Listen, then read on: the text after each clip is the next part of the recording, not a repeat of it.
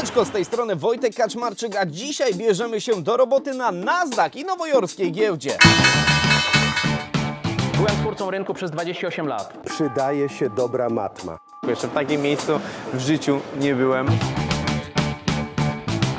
To było moje drugie wielkie marzenie, aby wejść na amerykańską giełdę, by być wystarczająco dobrym, by być tu notowanym. Analizuję ciągłe wykresy ruchów cen, najważniejsze nagłówki i najpopularniejsze tweety. W ogóle nie tylko praca tutaj robi wrażenie, ale ten cały budynek. Na razie jesteśmy na takim balkonie i przed chwilą się kaptałem, że mam lęk wysokości. Jesteśmy dużą, przejrzystą amerykańską spółką publiczną.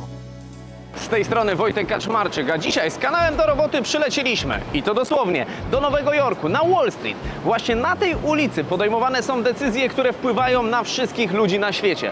Ty też podejmij decyzję i zostań do końca tego materiału, bo będzie się działo, a my włożyliśmy dużo pracy i energii, żeby tutaj przylecieć i materiał o nowojorskiej giełdzie stworzyć. Ceny paliw, inflacja, wysokość rat kredytów, to wszystko powiązane jest z tym miejscem, więc jeśli wydaje Ci się, że temat giełdy nie jest dla Ciebie, to jesteś w błędzie, bo każda decyzja, która tutaj jest podejmowana, później wpływa na nasz portfel. A jeśli kiedyś kupowałeś lub sprzedawałeś coś na giełdzie, napisz koniecznie w komentarzu.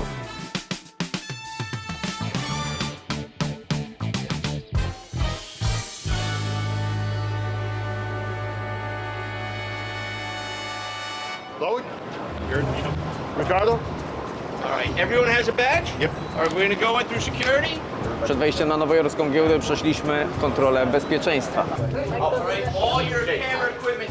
You guys made this easy. I appreciate Po it. prostu spróbujmy zostać razem przynajmniej do 9:30. I gdy już będzie otwarte, będziemy mieć więcej swobody, by pójść i pooglądać różne miejsca. Oprowadzę Was po tym budynku, dowiecie się o jego historii i co się tu dzieje. Opowiem Wam, co dzieje się teraz, bo mamy trochę czasu, ale o 9:30 uderzamy w dzwon. A kiedy dzwon zadzwoni, zaczynamy handel. Dosłownie za kilka sekund usłyszycie dzwonek, który możecie kojarzyć z internetu i będzie wybrzmiewał otwierając giełdę.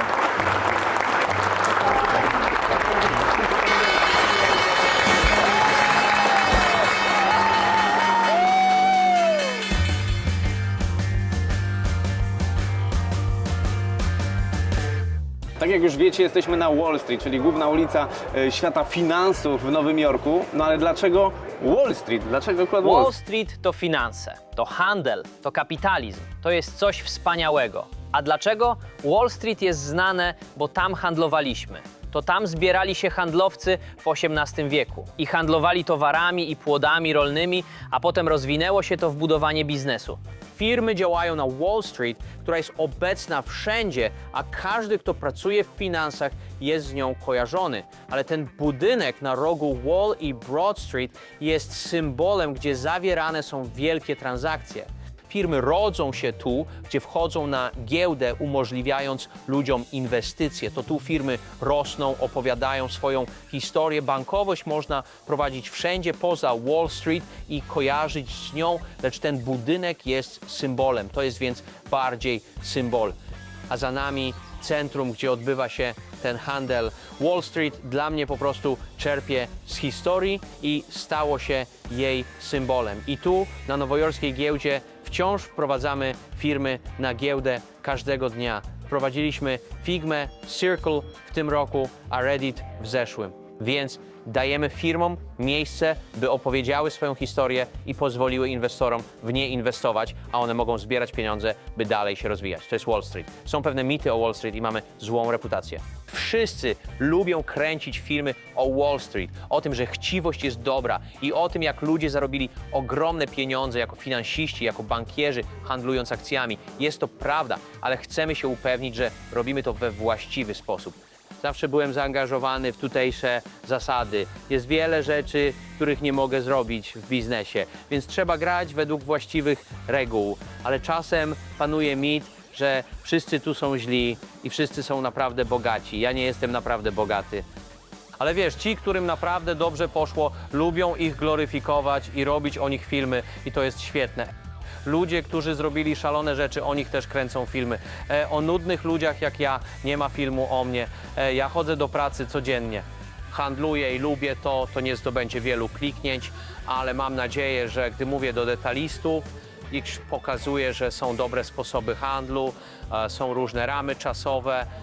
Upewnij się, że znasz swoje ryzyko. Upewnij się, że nim właściwie zarządzasz. Ale wiesz, te obrazy ludzi, wiesz, skaczących z budynków, gdy jest smutno, to wcale nie jest aż tak źle. Kiedy ludzie, wiesz, odjeżdżają sportowymi samochodami, wiesz, widzimy jedną czy dwie takie osoby, ale nie możesz wszystkich mierzyć jedną miarą. Jest wielu ciężko pracujących ludzi, którzy robią wszystko jak należy. Więc ten mit, że to tylko chciwość i nikogo to nie obchodzi. Nie. Jest tu więcej zwykłych, uczciwych ludzi, niż ludzie sądzą. Zanim nowojorska giełda papierów wartościowych została upubliczniona, mieliśmy tylko 1366 członków. Posiadali oni miejsca na giełdzie i tylko ci posiadacze miejsc mogli handlować. Mieli tu klub dla członków zwany The Luncheon Club i tam zaraz wejdziemy. I była to największa restauracja i bar. Tam chodziliśmy na śniadanie, a każda firma miała swój własny stolik. Spotykaliśmy się tam i rozmawialiśmy o rynku i o wszystkim, co było aktualne tego dnia. Kiedyś tutaj było ponad 500 ludzi na tym parkiecie. Dzisiaj, no w sumie garstka, można policzyć ich na palcach jednej ręki. Dlaczego? W miarę ewolucji technologia się ulepszała, a technologia była wspaniałą rzeczą. Dawała ludziom w domach większy dostęp do rynków, ale z technologią przychodzi mniej ludzi. Lecz to wciąż ważne miejsce, bo więcej transakcji jest tu realizowanych. Niektóre z największych firm na świecie handlują tutaj. To się ciągle zmienia. A jako ktoś, kto zaadaptował się do zmian, mówię publiczności, że zawsze szukajcie kolejnej dużej rzeczy, zawsze żyjcie dniem dzisiejszym i nie tkwijcie w przeszłości, bo nie będziecie w stanie iść naprzód w przyszłości. Przez 28 lat byłem animatorem rynku. Jeśli chcieliście kupić lub sprzedać coś, na przykład ICE, spółkę matkę nowojorskiej giełdy albo IBM, przychodziliście do mnie. I łączyłem kupca ze sprzedawcą i można było powiedzieć, zapłacę 10 centów, a ja sprzedam za 20. 15 centów pasuje? Tak, pasuje. Zapisz to, podnieś rękę, ktoś dostaje ten bilet, idą do budki. Twoja budka, budki maklerów są wokół obwodu tego pomieszczenia. Mamy naszych przyjaciół z Goldman Sachs, mojej starej firmy, tuż obok. Cześć Sean, jak się masz, stary? Morgan Stanley, wiecie, Merrill Lynch, Bank of America Merrill Lynch, Freedom i ich zespół z Prime Executions otrzymują zlecenia kupna i sprzedaży, a kiedy dostają te zlecenia, zwłaszcza na otwarciu, mogą wysłać brokera, żeby zapytał, powiedzmy, Chevron, który handluje tutaj, jak to wygląda i użyją własnego osądu, czy chcą kupić, czy sprzedać. Więc brokerzy reprezentują klientów detalicznych i instytucjonalnych. Twórcy rynku reprezentują firmy. W ogóle nie tylko praca tutaj robi wrażenie, ale ten cały budynek. Te wszystkie konstrukcje stalowe, które tutaj widzicie na suficie, są po to, bo kiedyś, za dawnych czasów, kiedy telewizory ważyły kilkaset kilogramów, no to ta konstrukcja musiała to wszystko utrzymać. Dzisiaj, wiadomo, ekrany LEDowe aż tyle nie ważą i te całe osprzęt, który tutaj widzicie, więc no, konstrukcje pozostały, ale już nie podtrzymują takich ciężarów, jak to było kiedyś. Na samym początku powiedziałem, że giełda nowojorska ma wpływ na wszystkich ludzi na świecie i Was również oglądających kanał Do Roboty. Dlaczego? Tak. Cóż, ceny akcji tutaj w Nowym Jorku wpływają na globalną publiczność, więc wpłynie to na ludzi w Polsce, wpłynie to na ludzi w każdym kraju, który ma styczność z amerykańskimi firmami. Wiesz, firmy, które tu handlują, to nie tylko te znane w Stanach Zjednoczonych. Znasz Coca-Colę, znasz Nike. To są globalne marki i to świetnie, że w te firmy inwestuje się nie tylko tu w Stanach Zjednoczonych, ale i na innych rynkach. Więc w Polsce, jeśli ufasz tym amerykańskim firmom, jeśli ich używasz, jakie nosisz Adidasy? Reebok, dobra, Reebok, też tu handlowano. I wiesz, twoje ubrania mogłyby być z Lululemon. Nie twoje ubrania, ale Lululemon. Wiesz, amerykańskie produkty są znane wszędzie, a amerykański kapitalizm ma tu miejsce. Więc te firmy, kiedy idą w górę i w dół, firmy technologiczne, które napędzają AI, jak jak Apple. Czy masz produkty Apple? Oczywiście, więc to są amerykańskie firmy i one, wiecie, po pierwsze, jeśli dobrze radzą sobie w Polsce, to znaczy, że pewnie dobrze radzą sobie globalnie, a ich zyski wzrosną, a ludzie mogą na tym skorzystać. Więc kiedy kupujesz amerykańskie firmy, które handlują tutaj w Ameryce, kiedy te ceny idą w górę i w dół, to wpłyną na... A jeśli cena akcji spadnie, zgadnij co? Może będą musieli podnieść ceny na iPhony, żeby poprawić wyniki, by cena akcji wzrosła.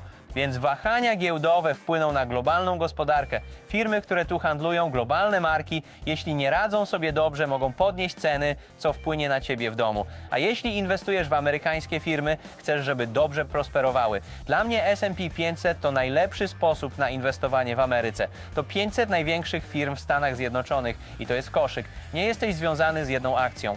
Masz grupę 500 największych amerykańskich firm. Dla mnie to najlepsza droga. I tak to, co dzieje się globalnie, wpłynie na każdy naród. I jak poważnie, to zależy od, ich wpływu w tym kraju. Czyli tak jak Wam wcześniej wspominałem, nawet jeśli się nie interesujecie giełdą, to giełda interesuje się Wami. Dziękuję bardzo. Okej, dziękuję.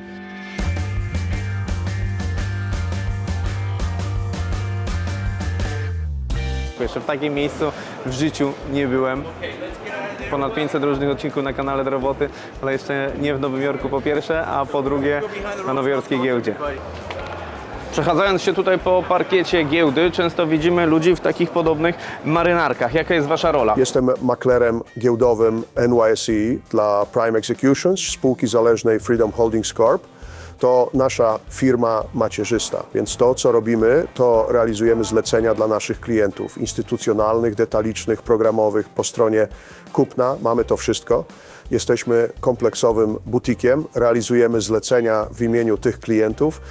Jak dobrze wiecie, każdy z Was może kupować i sprzedawać akcje, ale żeby zostać prawdziwym traderem, no trzeba mieć coś więcej. I teraz się dowiemy, czy trzeba mieć taką nutkę matematyka, psychologa, a może hazardzisty. Nie musisz być jakimś magikiem. Jeśli twoje umiejętności matematyczne są naprawdę świetne, nie musisz być kimś wyjątkowym, nie musisz być kimś szczególnym. Musisz mieć wolę nauki, słuchania, uważania, ale musisz mieć bardzo grubą skórę. Dawniej, kiedy tu przychodziłeś po raz pierwszy, dużo na ciebie krzyczeli, często niegrzecznie, używali do ciebie dużo wulgaryzmów, ale na koniec dnia było tak: och, świetna robota, świetnie się spisałeś, chodźmy na drinka, chodźmy na piwo. Większość ludzi daje temu tydzień, żeby zobaczyć, czy się sprawdzi, ale to było naprawdę bardzo prymitywne miejsce. Stało się, nigdy się nie siadało. Było głośno. Jeśli miałeś szczęście pójść do toalety raz na dzień, ale choć warunki były ciężkie i wszystko działo się bardzo szybko, bardzo głośno, było to niezwykle przytłaczające dla zmysłów, ale gdy już złapałeś rytm i wiedziałeś, że to jest dla ciebie, płacono ci tu całkiem dobrze. Jedliśmy po wikińsku codziennie, jedzenie było pyszne. Koleżeństwo było świetne, wszyscy zawsze cię kryli. Kiedy tu jesteś, takie rzeczy zaczynają cię hartować, po prostu się do tego przyzwyczajasz. Ale jak wszystko inne, nie musisz mieć do tego specjalnych umiejętności. Może matma, musisz być naprawdę szybki w liczeniu. To znaczy, to był tu biznes arbitrażowy. Byli goście, którzy postawili sobie za cel, by być firmami arbitrażowymi. Byłby sposób, żeby wliczyć, ile akcji dostawałeś za inne, jakby ułamkowe. Niektórzy z tych ludzi mieli taką zdolność. Potrafili liczyć w głowie, tam w tłumie, podczas handlu i realizować, kupować i sprzedawać to, co robili. Krzyżowe transakcje prosto w tłumie, po prostu to robiąc. Ja byłem niezły z matmy, ale nigdy nie byłem nieśmiały. Zawsze miałem kalkulator, żeby upewnić się, że obliczenia były poprawne przy kupnie i sprzedaży. No, byłem absolwentem liceum. Nie poszedłem na studia. Moją szkołą było to miejsce, 36 lat szkolenia właśnie stąd, ale to, czego się tu nauczyłem, pomogło mi też w życiu. Jak radzić sobie z trudnymi sytuacjami i presją, jak rozmawiać z ludźmi, jak bezpośrednio postępować z ludźmi w trudnych sytuacjach, kiedy jesteś bardzo przytłoczony, kiedy sprawy nie idą po twojej myśli. Czyli tak jak się dowiedzieliśmy, studia niekoniecznie są potrzebne, żeby pracować na giełdzie. Można tutaj zacząć od zera, nauczyć się tego wszystkiego, no ale najważniejsze jest to, że musimy pracować pod presją. No i nie jest to łatwa i lekka praca, bo ryzyko jest dość spore.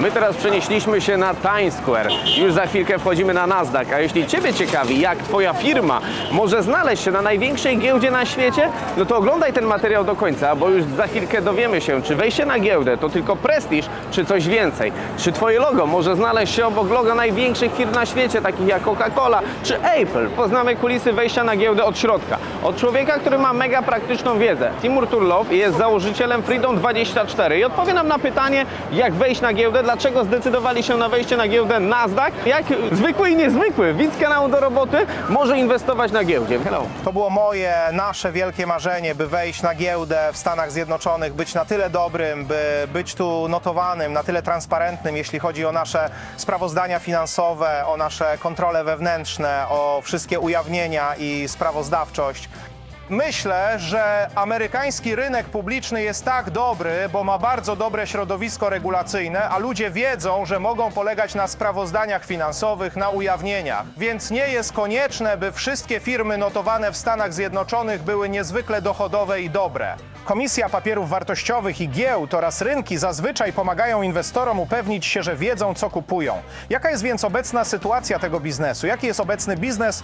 Jak ta firma radzi sobie z ryzykami? Bo to było wielkie marzenie, by zbudować firmę, która będzie wystarczająco dobra, by tu być. I w końcu mam takie szczęście, że to osiągnęliśmy i to była wspaniała podróż. Nigdy nie będziemy w stanie przewidzieć, jak trudne będzie upublicznienie przedsiębiorstwa i być wystarczająco dobrym, by znaleźć się na giełdzie. I nie tylko, żeby przejść przez sam ten proces IPO, ale także utrzymać to notowanie, rozwijać firmę, budować finanse naszej spółki i rozwijać biznes, przyciągać nowych inwestorów, mierzyć się z wyzwaniami, gdy się pojawią. I nadal być transparentnym, nadal być otwartym dla inwestorów, bo to odpowiedzialność na całe życie. To największa odpowiedzialność, by tu być i być spółką publiczną. Wielu widzów na kanale Do Roboty często pracuje na etacie, albo rozwija swój biznes, albo chce siebie rozwijać finansowo. I teraz zadamy pytanie Timurowi, czy wartość taka edukacyjna, jeśli chodzi o finanse, jest bardzo ważna? No i czy zwykły śmiertelnik oglądający na przykład dzisiaj kanał Do Roboty może inwestować na przykład na Nasdaq? Uważam, że technologia jest największym czynnikiem wyrównującym wszechczasów. I tak, nie jest to już takie trudne, by inwestować w globalne firmy teraz. Możesz zacząć od naprawdę niewielkich kwot pieniędzy, kilkuset euro, kilkuset dolarów amerykańskich, żeby otworzyć rachunek maklerski i inwestować na tych samych warunkach, co duzi gracze. Ale nie możesz oczekiwać, że ta działalność sama w sobie uczyni cię bogatym. To nie jest sposób na zarabianie na życie. To raczej sposób na właściwe zarządzanie swoimi oszczędnościami. I musisz być cierpliwy, nie możesz być chciwy i powinieneś działać krok po kroku i dbać o swoją edukację finansową, ponieważ teraz jest tak wiele darmowych możliwości na rynkach, by dowiedzieć się więcej o rozważnych inwestycjach. Oczywiście najlepszą możliwą inwestycją jest inwestycja w siebie. A jeśli masz jeszcze szansę zainwestować efektywnie w siebie, zrób to. To będzie o wiele cenniejsza inwestycja niż w jakąkolwiek spółkę publiczną w USA. Okej, thank you very much. Moi drodzy, tak jak się dowiedzieliście, no każdy może, ale każdy może na swój sposób. My już za chwilkę będziemy wchodzić do środka, więc zostańcie koniecznie do końca materiału. Za moimi plecami do rozmowy przygotowuje się Brandon Tepper, czyli osoba odpowiedzialna za dane na Nasdaq. Dowiemy się, jak giełda wyglądała na przedziale ostatnich 100 lat, co się zmieniło, jak kiedyś były przekazywane dane i informacje, a jak są przekazywane teraz. Więc chodźmy, porozmawiajmy. Nowe technologie, sztuczna inteligencja, czyli rozwój technologii i jak to wszystko wpływa na przepływ danych na giełdzie teraz i przez ostatnie 100 lat. Jeśli pomyślisz o tym, jak dane były faktycznie dostarczane, najpierw zaczęło się od gołębi, które przenosiły dane. Następnie było to tylko przez zastrzeżone systemy komputerowe w bankach inwestycyjnych, a potem inwestorzy jak my otwieraliśmy gazetę. Mój dziadek otwierał gazetę w niedzielę i czytał ceny. Jednak dziś, dzięki nowoczesnej technologii i szybkim danym, możemy to dostarczyć na telefony komórkowe. I myślę, że przez ostatnie lata inwestorzy czerpią ogromne korzyści z otrzymywania dokładnych danych w czasie rzeczywistym na swoje urządzenia mobilne, tych samych danych, które były dostępne na dużych i instytucjonalnych biurkach handlowych wiele lat temu. Czyli wiemy, jak to wyglądało na tym przekroju ostatnich 100 lat, ale jak to może wyglądać za rok albo za 5 lat? Myślę, że innowacje i technologia postępują tak szybko. W ciągu 5 lat będziemy dostarczać dane inaczej. Nie będziemy tylko dostarczać szybkich danych przez duże łącza, będziemy dostarczać odpowiedzi na pytania inwestorów. Więc dzięki AI i nowoczesnej technologii tak będziemy mogli dostarczać dane. Czas potrzebny na przyswojenie informacji będzie znacznie krótszy. Czyli jak wiemy, ta technologia idzie naprawdę do przodu i to, co zmieniło się przez ostatnie 100 lat, teraz może się zmienić w przeciągu roku, 2 czy 3. Ciekawe mnie jakieś takie ciekawe historie z Nasdaq właśnie z tematyką danych. Co widziałem i co zapadło mi w pamięć, ogromny przełom zaledwie kilka lat temu. Nasi duzi klienci przyszli do nas i powiedzieli: hej, chcemy mieć dostęp do waszych danych teraz. Nie chcemy czekać, aż dostawcy tygodniami, miesiącami będą uzyskiwać dostęp do danych. Chcemy spróbować tego teraz, ale potrzebujemy natychmiastowego dostępu i musi to być bezproblemowe. Więc nawiązaliśmy współpracę z firmą Amazon AWS i połączyliśmy siły, by dostarczyć dostęp do strumieniowych danych na żywo w czasie rzeczywistym, by nasi partnerzy, fintech i brokerzy detaliczni mieli do nich natychmiastowy dostęp, mogli to wypróbować, przetestować to. Może chcą mieć do tego dostęp na zawsze, może chcą użyć strony trzeciej do połączenia, może nie są gotowi, by wykorzystać te dane. I to faktycznie zmieniło nasz biznes dramatycznie, ponieważ teraz fintech jest tym, co rośnie. Mogli natychmiast uzyskać dostęp do danych. Mieli dostęp, by to wypróbować, przetestować w swoich systemach i zdecydować, czy chcą iść dalej. Na szczęście wielu dołączyło. I teraz pytanie dla wszystkich widzów kanału Do Roboty, takie 2-3 rady, jak nadążać za tą nową technologią rozwoju danych na giełdzie. Moja rada, którą często daję, to po pierwsze, bardzo ważne jest, by używać dokładnych i wysokiej jakości danych do decyzji inwestycyjnych. Po drugie, myślę, że bardzo ważne jest, aby dywersyfikować swoje inwestycje. Nie wrzucaj wszystkich pomysłów do jednego worka. A po trzecie, współpracuj z kimś. Ucz się od mentora, ucz się od kogoś, kto już to zrobił. Poproś o radę, bo ich doświadczenie pomoże ci się rozwinąć i pomoże ci myśleć o inwestowaniu trochę inaczej. Czyli moi drodzy, już kolejny raz to powtarzamy, że edukacja, wiedza jest najważniejsza. Nie tylko w dziedzinie finansów, ale w każdej robocie, którą wykonujecie. Thank you very much. Thank you. Great to be here.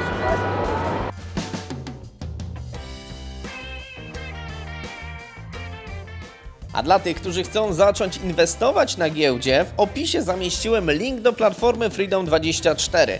Partnera tego odcinka, który oprowadził nas po tych wszystkich lokalizacjach, przedstawił prelegentów i pomógł nam stworzyć ten film. Freedom24 to europejski broker, część międzynarodowego holdingu finansowego Freedom Holding Corp, notowanego na Nasdaq i obecnego na nowojorskiej giełdzie papierów wartościowych. To właśnie z przedstawicielami tej firmy rozmawiamy w tym odcinku.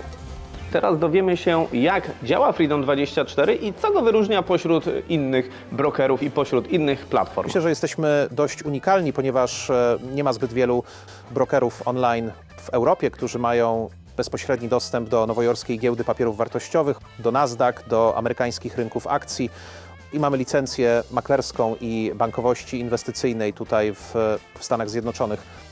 Nie jesteśmy tylko firmą fintechową, która pomaga klientom otwierać konta online, uzyskiwać dostęp do produktów rynku pieniężnego, do papierów wartościowych z całego świata, z Europy, ze Stanów Zjednoczonych, z Azji, wszystko na jednej platformie. Jesteśmy dużą, transparentną, amerykańską spółką publiczną z kapitalizacją rynkową powyżej 10 miliardów dolarów. Myślę, że przyszłość tego wszystkiego jest w zintegrowanych ekosystemach usług, kiedy możesz uzyskać dostęp do wszystkich swoich płatności bankowych, inwestycji, usług maklerskich, ubezpieczeń, produkty w jednym miejscu i mieć pełny obraz swoich finansów, również z pomocą doradców AI, którzy mogą pomóc Ci analizować wydatki, pomóc lepiej planować oszczędności, co pomoże Ci zbilansować portfolio i sprawić, by inwestycje były dla Ciebie bardziej przewidywalne, by oszacować, jakie ryzyko faktycznie wiąże się z Twoim portfelem. Więc jak to może się rozwijać w dobrych i złych warunkach? Wierzę, że w końcu będziemy w stanie przekształcić się w duży, zintegrowany ekosystem finansowy, obejmujący wszystkie rodzaje licencji finansowych i może też wykonywać jakieś aktywności lifestyle'owe, co mogłoby być uzupełniającym dostępem, jak na przykład kupić bilety lotnicze, pójść na koncert, zamówić coś z e-commerce, bo to też jest globalny trend widoczny w Chinach i w niektórych krajach azjatyckich. I naprawdę wierzę, że super aplikacje będą wypierać samodzielne rozwiązania. Tak jak wcześniej mówiłem, no nie każdy ma grubą kasę w portfelu. Niektórzy mają po prostu 1000 zł na przykład, czy $1000 do inwestowania. Więc zadamy teraz pytanie, jak takie 1000 zł z Twoją wiedzą można byłoby zainwestować, co zrobić, żeby się rozwijać? Powinienem zainwestować to w siebie, powinienem zainwestować w kontakty, może pójść na jakiś kurs, na jakieś warsztaty i spróbować poznać ludzi z branży, ludzi, którzy mają wiedzę i zacząć być częścią tej społeczności. Więc zainwestuj w siebie, bo nie musisz inwestować tych pieniędzy na giełdzie, co i tak niczego nie zmieni. Wielu ludzi podchodzi do giełdy jako do źródła łatwych pieniędzy, ale to zdecydowanie tak nie jest. Musisz być bardzo ostrożny, żeby zarabiać i trzymać apetyt na ryzyko znacznie niżej. Bo jeśli będziesz utrzymywał ryzyko na zbyt wysokim poziomie, to zamieni cię to w hazardzistę. Czyli tak jak słyszeliście, 1000 zł z jednej strony niewiele, ale z drugiej strony da się to zainwestować najlepiej w wiedzę. Wiedzę, edukację, w różne kursy, szkolenia, czy też powiedzmy spotykanie się z osobami, które mają większą wiedzę od nas, więc mamy polecenie od człowieka, który naprawdę duże biznesy tworzy, duże rzeczy robi, więc posłuchajcie, a my przechodzimy dalej.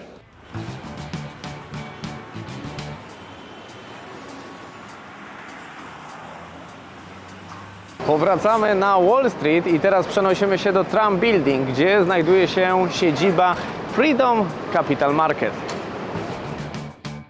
Dobrze, witamy w amerykańskiej siedzibie Freedom tutaj w budynku Trumpa. Jesteśmy na Wall Street, jest na 57. piętrze. Ten budynek, w którym jesteśmy, był kiedyś jednym z najwyższych budynków na całym Manhattanie. To jeden z najwyższych budynków na Dolnym Manhattanie i lśni, ponieważ kiedy spojrzysz na zewnątrz, mamy zieloną kopułę, co rzuca się w oczy, widać go z daleka przez rzekę, stąd z New Jersey, z Brooklynu, czy patrząc z Midtown, z centrum. Ten budynek się wyróżnia, więc bardzo się cieszymy, że mamy tu rodzinę Freedom. Jesteśmy tu od 3 lat i mamy nadzieję, że zostaniemy na dłużej. Chciałem więc powitać Was w naszych biurach. Pokażę Ci moją małą kabinę i na co patrzę jako ktoś, kto cały dzień bada rynek, patrzę na wiele ekranów. To jest to, co oglądam przez cały dzień. Mam włączone kanały informacyjne. Studiuję Bloomberg, śledzę newsy w social mediach. Twitter jest bezcenny dla każdego w środowisku handlowym. Obserwuję ciągłą akcję cenową, wykresy, główne nagłówki, popularne tweety, moje maile, wewnętrzne wiadomości, a potem oczywiście co mówią stacje telewizyjne. Jako ktoś, kto występuje w telewizji, muszę być przygotowany, bo jeśli mam iść powiedzmy do CNBC, chcę wiedzieć, o czym mówią. Jeśli idę do Bloomberga, śledzę, o czym oni mówią. A do tego mam też swój własny sposób. Jako analityk rynku śledzę sektory, śledzę czołowe spółki z S&P 500. Musisz znać wielką siódemkę.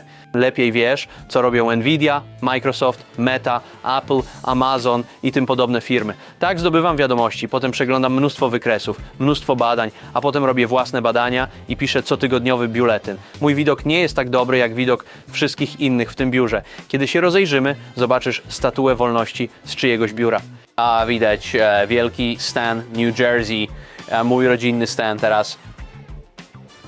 I bardzo lubimy nasze biura tutaj. To jest nasz dyrektor generalny Albert. Mamy tutaj ludzi z Polski, Włoch i Hiszpanii. Idzie na spotkanie. Nie chcę Cię zatrzymywać, ale lata jak szalony. Jest na 57. piętrze i pójdziemy tam na dół i to zobaczymy. Biuro Timora jest tutaj. Więc to jest część naszych handlowców i badaczy. Mamy tutaj naszych młodszych specjalistów. Pracują tu na 57. piętrze nad czymś naprawdę ważnym. Gwarantuję to.